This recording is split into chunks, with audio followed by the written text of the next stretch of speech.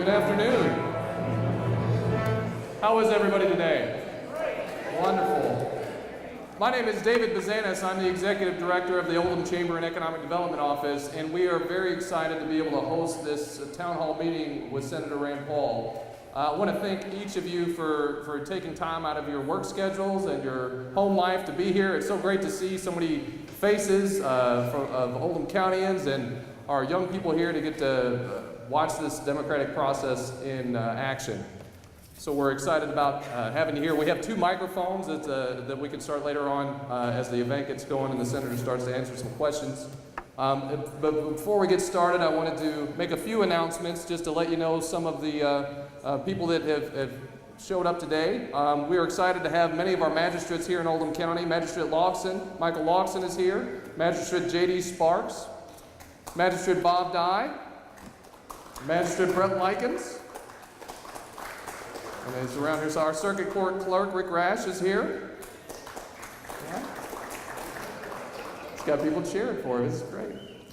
Mayor Joe Davenport, Mayor of LaGrange, we have. Our Deputy Judge Executive, John Black, I saw walking around here as well. And from our House of Representatives on the state level here, Representative David Osborne is here as well. So thank you all for coming to be part of this conversation, and we appreciate it. Am I missing somebody? Oh, Doreen is here, and our Commonwealth Attorney, Courtney Bank. Look, everybody's just kind of sneaking in now. It's just going to be, let's just all stand up and introduce ourselves one at a time. Can we do that? Maybe that'd be easier. I appreciate you coming here. I don't know if many of you have had the chance to come here and be in the part of this facility, but we are very proud to be housed in City Place, which is a project that the Rawlings Foundation has done for our community. And to welcome you to City Place, I'd like to introduce Karen Greenwell, the administrator for City Place at this time. Thank you so much, and welcome to City Place. We are thrilled for each of you all to come and be here today to be part of this community town hall with Rand Paul. We very much enjoyed working with his staff and planning this event. We hope that you'll enjoy being here at City Place, and anytime you're looking for a space to rent for any event or trade show, training for your business or anything like that, we are here to serve you. So enjoy your time at City Place. Thank you. The field representative from Senator Paul's office is here, Mr. Robert Augustine.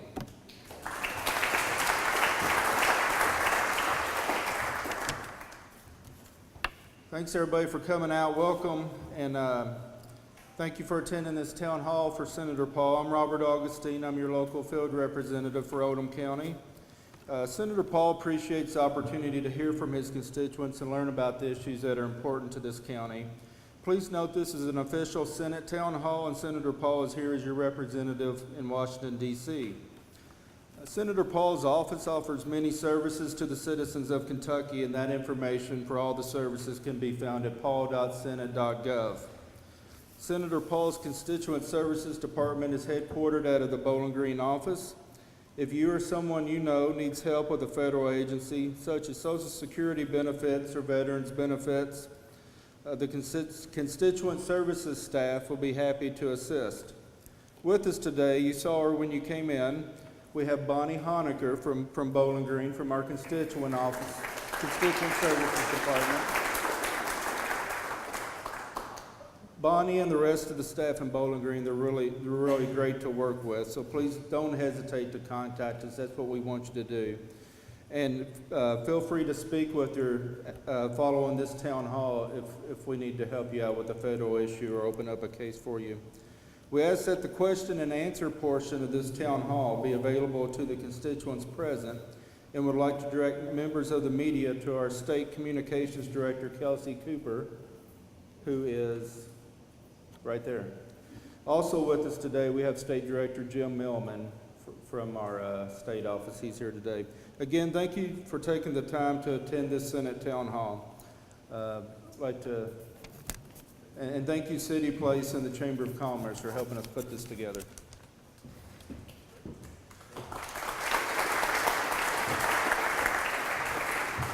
Thank you, Robert. There were a couple of things I wanted to talk, just housekeeping things for us, but I want to make sure that we are communicating well, that we are very excited about the support that our office gets from our local elected officials, from our business owners, the members of our chamber, from the people that volunteer their time to help us be able to put on programs and events to serve the community. And we are very enthusiastic about how this is an important part of the public policy process, to have you engaged as local citizens here in this process, and I just want to reiterate that we're glad you're here and thank you for coming. To introduce the senator, our Judge Vogel is going to come up here and say a few words, and I just wanted to make sure that I mentioned about Judge Vogel that we appreciate the hard work that he does to try to move Oldham County forward. I don't have to say much for everybody to know there's a lot of change that's going on in Oldham County with the infrastructure that's going in all around, the changes that are happening with the widening of the expressway and the opening of the East End Bridge, and we are excited about the potential for our community to grow in a very high quality way. And Judge Vogel has been a great supporter and behind the scenes with all of the magistrates and all of our local officials that are here trying to make that happen. So please help him feel welcome. Judge Executive David Vogel.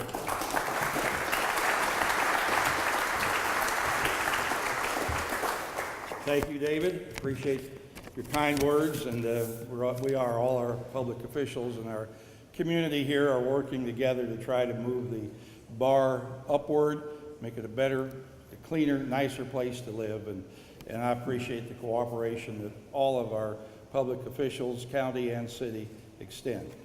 I'm happy today to be here to have the privilege of introducing Senator Paul to Oldham County. Rather than go through the things that you may already know about him, I thought I'd try to bring forward a little information that you may not know. Actually, Rand's given name is actually Randall Howard Paul. Now, he grew up, his friends called him Randy, which is something I didn't know until recently. And as the case might be, when you get married, sometimes your wife sees you in a little different way than your friends see you. So she thought Rand would be a good name for him, and that's what she gave him, and that's what he's gone with, and that's what we know him as. Rand has 2 brothers, 2 sisters. He and Kelly have 3 sons of their own. Rand grew up in Texas in a family that was involved in medicine and politics. Those were the dominant subjects there, along with sports. I think most of us know that Rand's father, Ron, was an obstetrician in Brazoria, Texas, who got into politics. And when Rand was in high school, and I think he caught the bug at that point, he was on the swimming team, and he was also on the football team, where he was a defensive back. And I assume that you were known for agility and speed rather than bulk, right? Later, he was associated with a swim team at Baylor University. After medical school and residency at the still unpopular Duke University, in 1993 he moved to Bowling Green and joined an ophthalmology practice there, and a few years later went out on his own. Now, as might be expected with ophthalmology, the Lions Club International is a huge supporter of eye care, and Rand joined the Lions Club in Bowling Green. In 2009, he founded a group called the Southern Lions Eye Clinic to help provide surgery and free care for young people and adults in that part of the state who couldn't afford to pay. Later, he was recognized by Lions International with a huge humanitarian services award for establishing that clinic. As I mentioned earlier, Senator Paul's interest in politics began in high school when he was only 13. He was able to go with his dad to the National Republican Convention. His father was the head of the Ronald Reagan delegation there. I've been to a national convention, not the last one, but to another one, and I'll tell you, it's a really exciting place, and you really do catch the fever of being involved in American politics. Later in 2009, as his dad was running for president and Jim Bunning decided not to run for re-election, Rand started thinking about running for office himself. And as we all know, in November of 2010, he was elected from Kentucky with the support of many conservative people around our state to represent Kentucky and take Jim Bunning's place. Might add, you got 67% of the vote in this county, so we still think that's pretty good, and I haven't called on you for anything yet, but that number sticks in my head, so one of these days I'm going to call you here. Last year he decided to run for the presidency and carry his philosophy higher. As we know, that effort fell short and turned out to be a little bit disappointing for the senator, so he pulled out in February. But you never get anywhere. Nothing ever happens until someone tries, and the first try is not always the most successful. We all know Abraham Lincoln tried time and time again and was eventually elected president. So at this time, I believe Rand is on foreign relations, health education, labor and pensions, homeland security, government affairs, and small business entrepreneurship. So my privilege to welcome today Senator Rand Paul.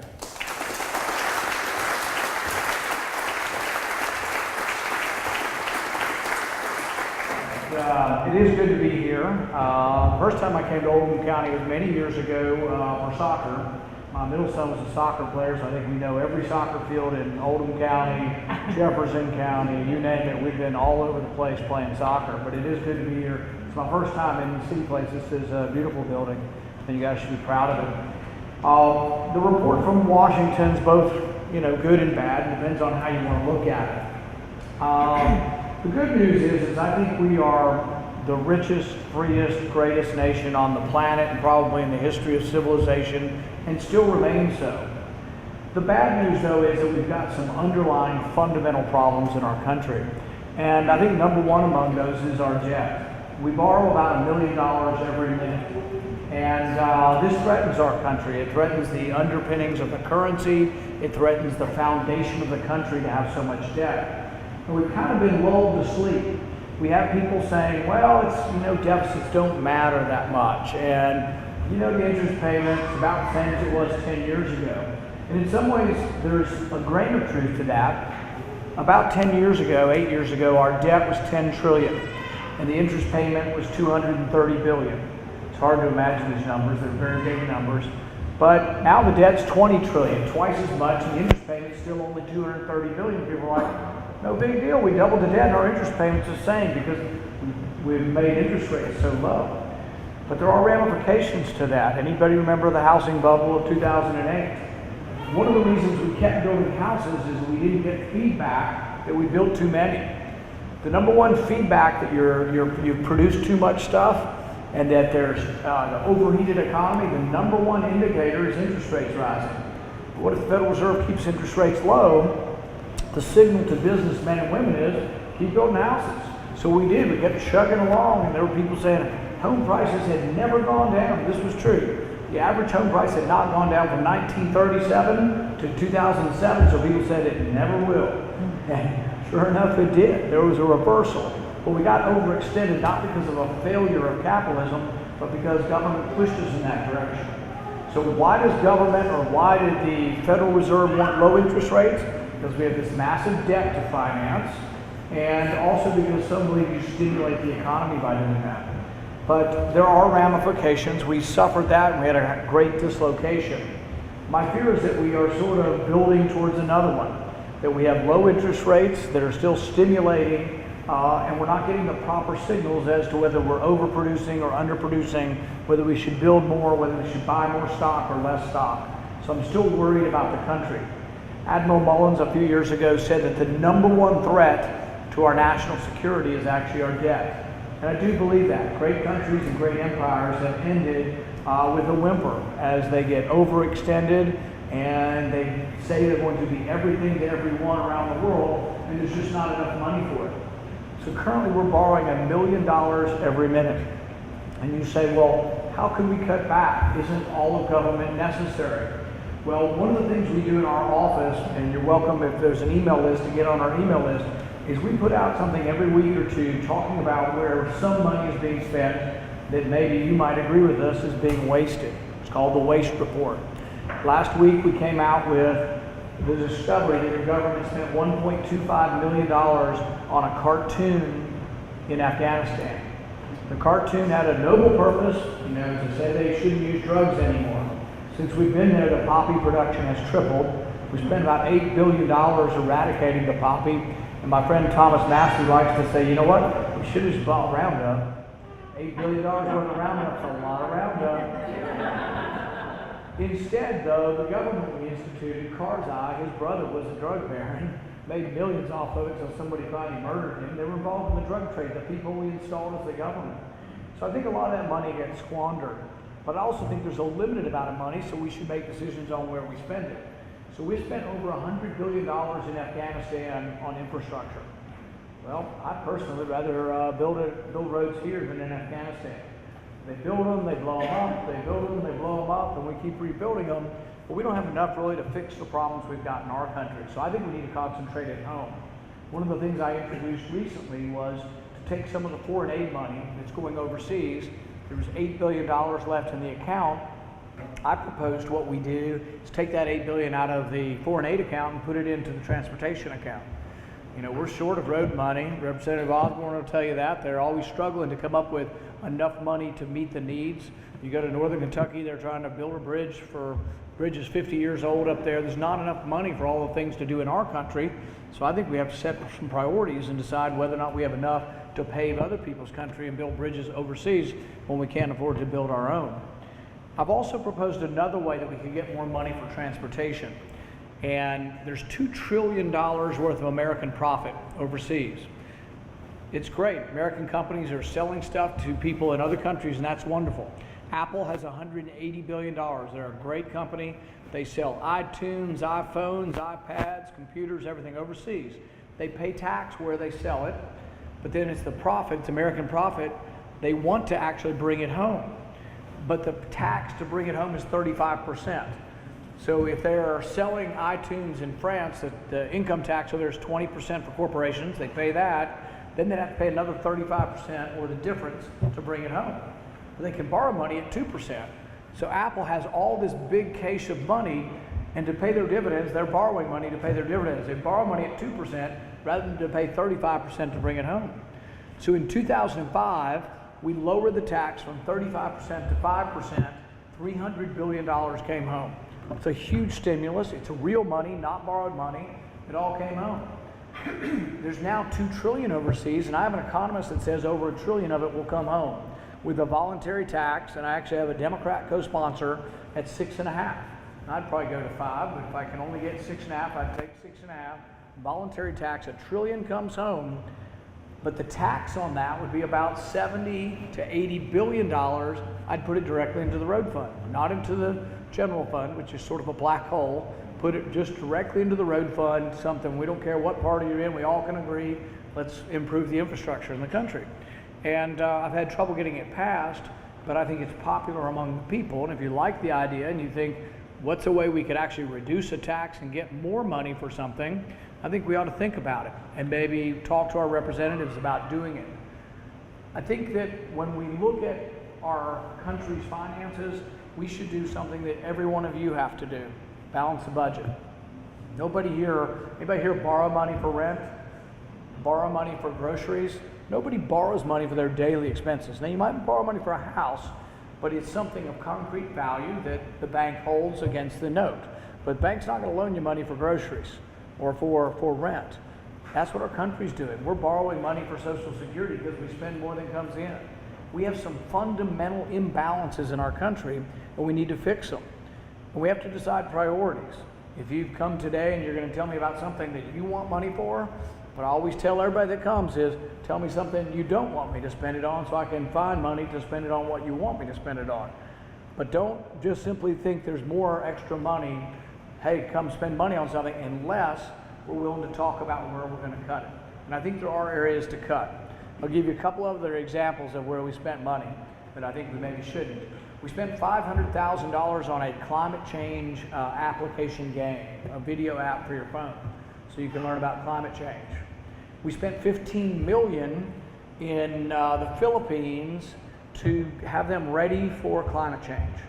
So when, and the prediction, according to, I think, alarmist, is that the Philippines will be underwater in 10 or 15 years, which is ridiculous. But, you know, if they are, I don't know how 15 million is going to help them, but apparently we're supposed to teach them about getting ready for climate change by giving 15 million to them. We spent 45 million in Afghanistan on a natural gas station. Came out of the Defense Department. Think about that for a minute. How many people in Afghanistan have a car? Not very many. How many people in Afghanistan you think have a car that runs on natural gas? If we had a natural gas station in Oldham County, who would be able to buy their gas there? Nobody's got a car. But you know what? Somebody decided that the Defense Department was going green, and that because of climate change, we need to have our military go green. But you know, I think it's probably more important that they have bullets, guns that work, vehicles that protect them, and that we are worried about our military, but not about going green, not about climate change. That's not the job of your soldiers. And they're kind of distracted if they're worried about climate change and not defending the country. So I think we have to be aware of that. There is money right and left that's being wasted. If you want it for something else, be aware that it's being wasted. The worst one that I've come across in the last couple of years is we spent a couple $100,000 studying Japanese quail to see if they're more sexually promiscuous on cocaine. I think we could have just stipulated probably and saved a lot of money. But this stuff goes on year after year after year. I remember being a kid, William Proxmire had this thing called the Golden Police Award, and he gave an award every week or two to wasteful spending. It goes on and on. Is it enough to balance the budget? Maybe not, but it's still not an excuse for why we shouldn't do better. One other thing that I proposed that I think would work throughout government is I give money back. The only budget I completely control is my own office budget. So I'm giving $2.4 million back to the Treasury because I think I can do the job with 2.4 million less. If every senator did that and every congressman did that, starts to add up to real money. But what if every federal government official did that? So what I would do, and what I've introduced, is a bill called bonuses for cost cutters. I would give federal employees bonuses if they save money. So if you're in charge of a $12 million Department of Energy budget and you'll save the taxpayer $1 million and still get your job done, give you a bonus. Put some incentives in the way real business works, the way private business works. The problem is, what we have in Washington is the opposite. We have something called use it or lose it. So you get to the last month of the fiscal year, the money is spent 5 times faster in the last month of the year. Coincidence? Just happens that in the last month of the year, you notice that a lot of these government officials are in Las Vegas at conventions, $1 million conventions. One of them a couple years ago spent, I think it was $50,000 doing a skit at one of their conventions, and I think it was the living dead and climate change. They had a skit including zombies with your money. So we have to look at what we're doing, and I think we can do it a lot better. I think there's a lot of ways we can look at it, and I want to be part of the solution, looking at it as a problem solver, as a physician, and someone trying to figure it out. I think we can do a lot better than what we're doing. I think we're still a great country, but I do think that we have to be very, very careful that our government not get so big that it overwhelms us. I'm going to keep working in that on your behalf, and I appreciate you coming out today. Thank you.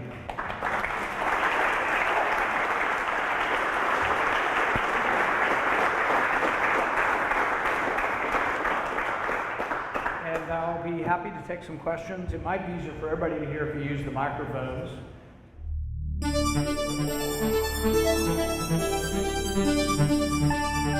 We don't have as many workers, and we've got a lot of people, the baby boomers, retiring. So right now, there are only 3 workers for every retiree, and there used to be 16 workers. So there's not as much revenue coming in. For many, many years, there was a surplus in Social Security. More came in than went out for 30 or 40 years. There is said to be a $2 trillion surplus in the Social Security fund. But if you go to the office and you say, show me the surplus, they'll show you a stack of paper. And they'll say, oh, we have it, but they already spent it in the general fund, and the general fund owes us, and we have an IOU they're supposed to pay us. But the only way you get money out of the general fund, which is $1 trillion short every year because we spend more than comes in, there is no surplus to put back into Social Security. That piece of paper is not negotiable. You can't go to Wall Street and say, I'm going to sell the paper at the Social Security office and get the money we need to fund Social Security. So it's gone. So we did something that wasn't, I think, a good thing. We spent it on other things. We spent it on war, we spent it on bread, we spent it on everything. you know, domestic and foreign. We just spent it. Now, the other problem we have besides having smaller families is we also are living longer. That's a good problem. But when Social Security started, the average life expectancy was 65, so it worked very well because no one lived to receive it. But now the average life expectancy is 80, and really if you make 75 or 80, your life expectancy is probably another 10 or 15 years. So we're really living a long time, and that's great.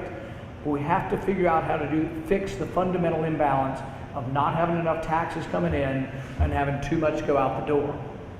So I have tried to do something. I introduced a bill right after I got there.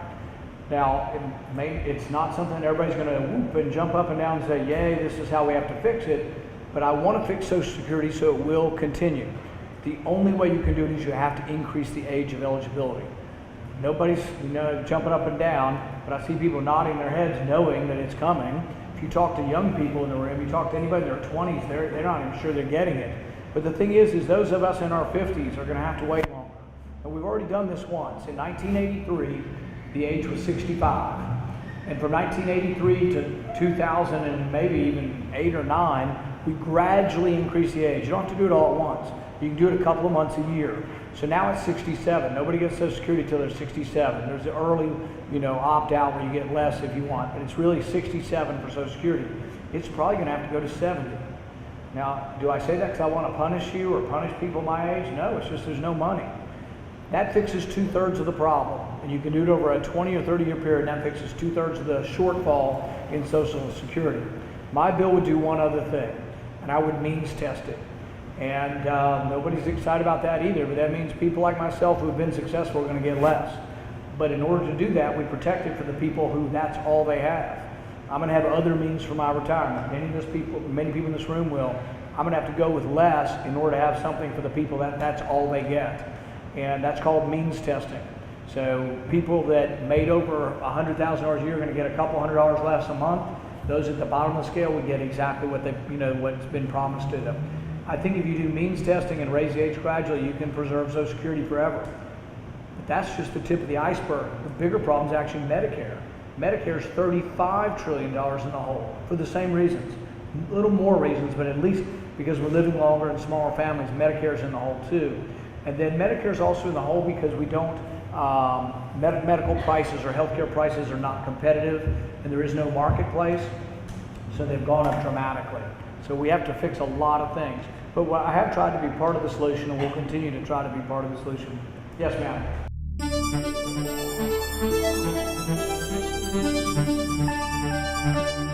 And the thing is that we are a rich country, and I think we can help and take care of those who can't help themselves.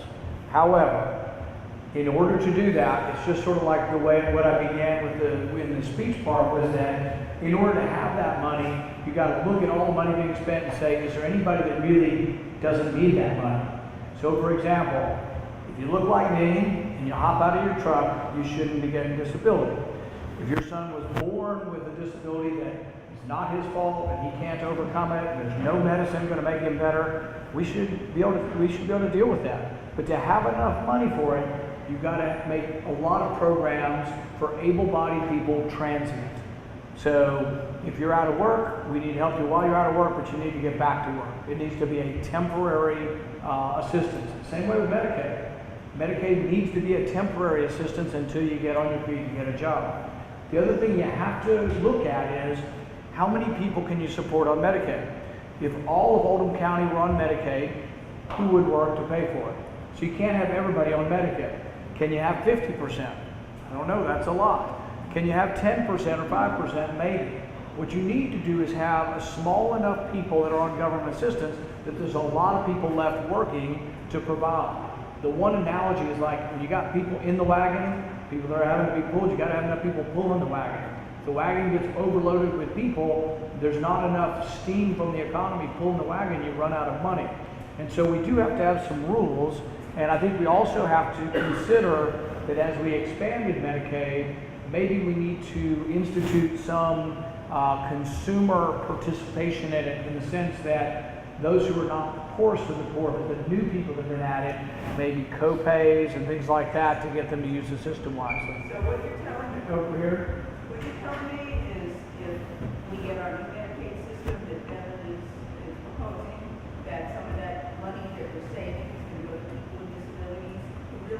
part of the 115. Right. What I'm saying is that everybody can't be on disability, everybody can't be on Medicaid, so let's find the most deserving, and let's try not to have everybody on it so we have enough money to take care of those who are most deserving. But you can't have everybody on it, and we got to figure out a way to have, there have to be some limits. And the other thing is like, for example, if you're able-bodied, if you can work, even if it means sitting and working, and you're receiving assistance, you should work. I'm not talking about your son, who he can't do it, but I'm talking about a lot of other people, tens and tens of thousands, that we need to get them back in. And the other reason we want them back in, we want people to work, is not because I think work is punishment. I think work is a reward. That's how you get your self-esteem, is by working. And so people should, and we need to get people back into work, and that's what it should be. Government assistance should be transient unless you have a permanent disability. Yes, ma'am.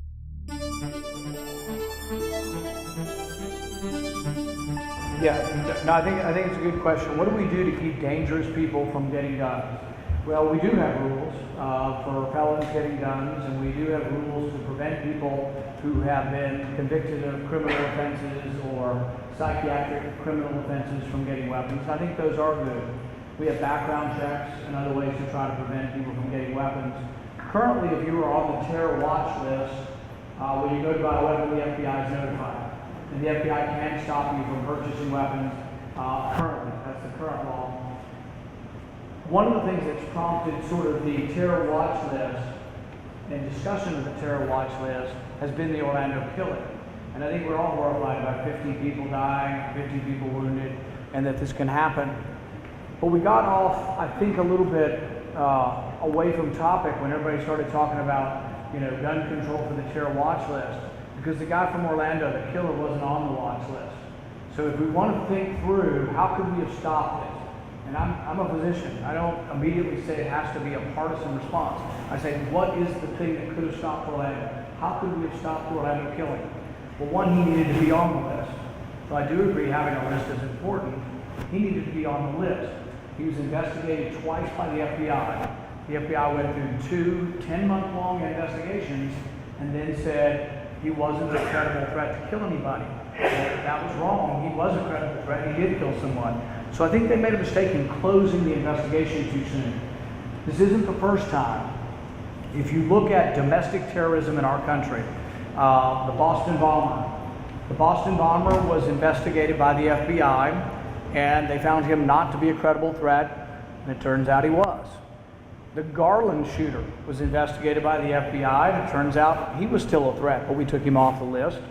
The Major Hassan, we were so politically correct that when Major Hassan wrote letter after letter saying he hated our country and wanted to be a martyr and he was a radical jihadist, we kept him in the military.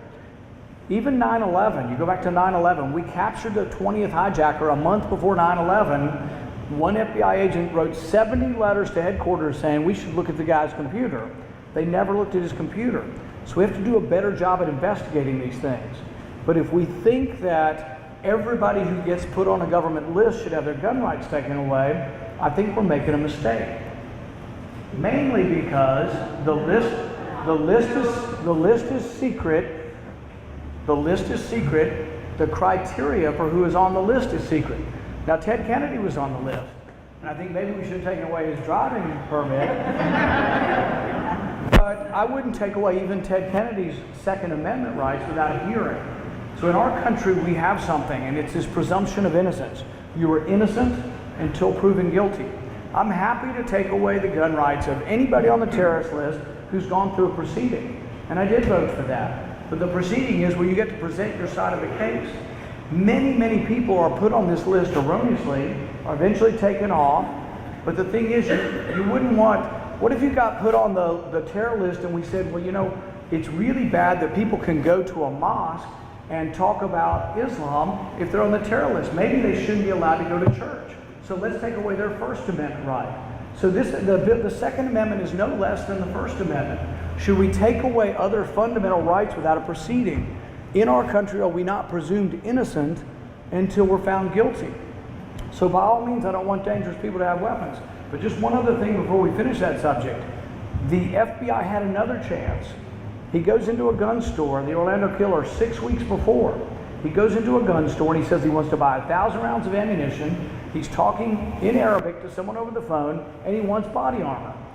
The gun store owner said he was suspicious. He called the FBI. The FBI came out, so he's been investigated twice. The FBI comes out.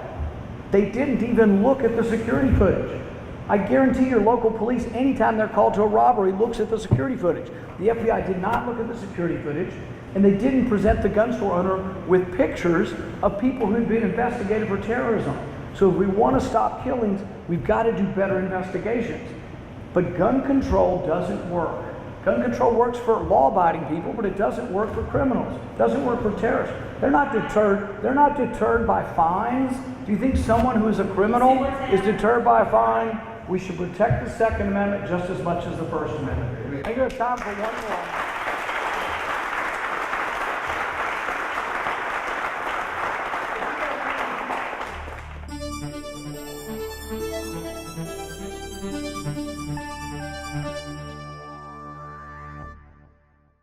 Term limits on four, I think they're a good idea. The tax code's too complicated, the rates are too high. We're chasing American jobs overseas. I'd lower the rates to make us more competitive. On the VA, I did vote about a year ago for something called Choice. It's a choice card. If the VA is more than 40 miles from where you are, it gives you the ability to get care locally. I think the VA hospitals that we have should try to specialize in wartime injuries, post-traumatic stress disorder, gunshot wounds, amputations, burns, the things of war. But for routine stuff, if the military, you can get your health care through the military, you need a colonoscopy, you should be able to just get that locally. I think you're right, it's probably less expensive. The VA hospitals that we've built, like we're building one in Aurora, Colorado, $1.8 billion for 180 beds, $10 million per room in the hospital. So it's outrageous. And I think I've worked in the VA system. I've worked in 3 VA hospitals, including one in Louisville.